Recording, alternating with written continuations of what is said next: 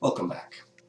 As promised, I want to take you through a discussion when it comes to how you do well in this class. And as I pointed out in the syllabus, there's four major components to this course, and that's what we're going to talk about now. The first component is participation. This is by far and away the easiest part of the course because it's simply doing the work. As we'll talk about in a few minutes here, uh, the readings and the viewing of the videos, what those are going to ask you to do is be an active member when it comes to conversing with myself or your classmates in this course. Now, how you participate in this class is by engaging in the discussion forums. Now, in eCampus, there is a section that's titled Discussions. It's near content on the left-hand side of the page. If you click Discussions, you'll be taken to a page where there are located several, 10 to be exact, discussion forums. If you click on one of those discussion forums, it will give you a very specific question, and what you are to do is you are to respond to that question. Now, I'd also like to point out that although it's important to engage the central question being posed, it's also important that you engage in the opinions, observations, and perspectives of your fellow classmates. I'll try to stimulate discussion, interactive discussion, throughout the semester by saying, I think so-and-so makes a good point in this, I think so-and-so makes a good point in that. But what I want you to do is not only chime in with your own opinions, I want you to read the opinions of others and comment on those as well. Okay? Think of this as an online conversation. We don't have the luxury of meeting face-to-face on a day-to-day basis, so we have to do the next best thing. We need to read what each other wrote and then converse likewise. Now, these discussion forums are mandatory. And if you look at your syllabus and the course outline, you will see that there are 2 of them that are scheduled per week. For example, if you flip the page to page 3, what you will find is that you need to participate in discussion forums 1 and 2 by the end of the week, which happens to be 6, 9, 11, June 9th, 2011. I don't care what day of the week you participate. I don't care if you do discussion forum 2 before number 1.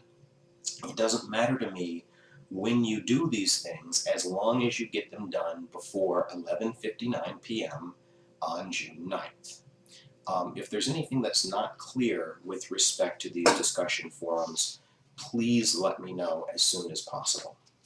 All right, so go back to page 4 format.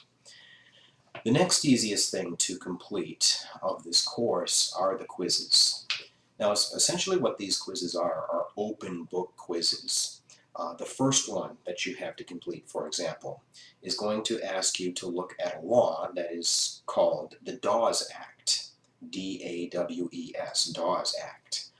If you download the quiz, what you'll find is a question that asks you to explain what the Dawes Act did and tell me and your colleagues if you think that the Dawes Act was fair. Was it right what was happening to Native Americans in the late 19th century under this particular piece of legislation? Now, a couple things. One, you can find each one of these quizzes in a folder week to week entitled Assignments. Okay, click on the assignment folder for week 1 and you'll note that there are 2 quizzes in there, quiz 1 and quiz 2. You can download a copy, you can print it out. I don't care what you do as long as you respond to the central question. Okay, the way that I grade these things is relatively straightforward.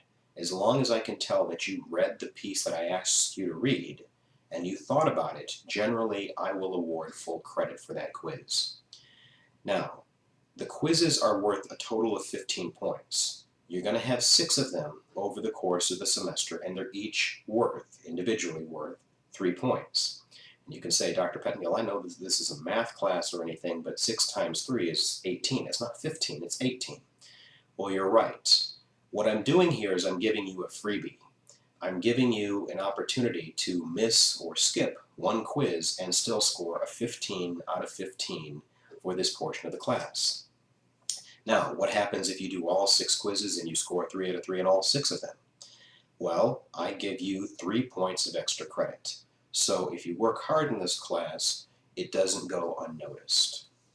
All right, the next requirement is your midterm exam. Now remember, June 17th is an important day to that end because that is the day that you need to have the midterm completed by.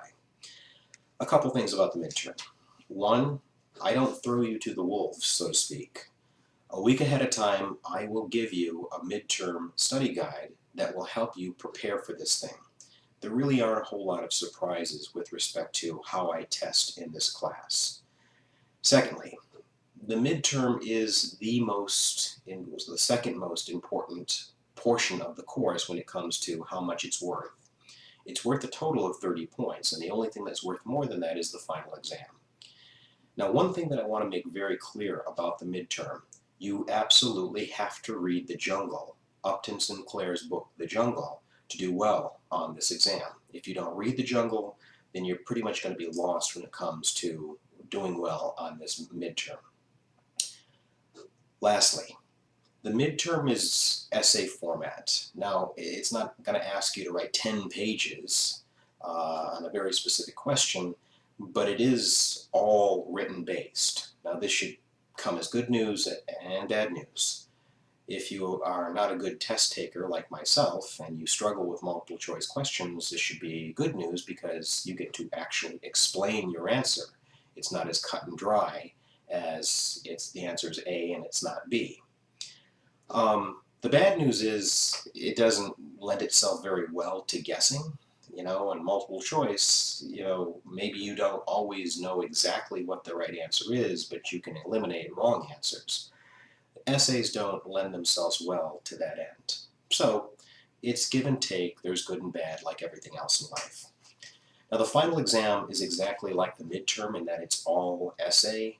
The difference is it's worth an additional 5 points. Whereas the midterm is worth 30 points, the final exam is worth 35. It's just a little bit longer. That's the only difference. Just like the midterm, I give you a review guide ahead of time for you to be able to prepare for this thing.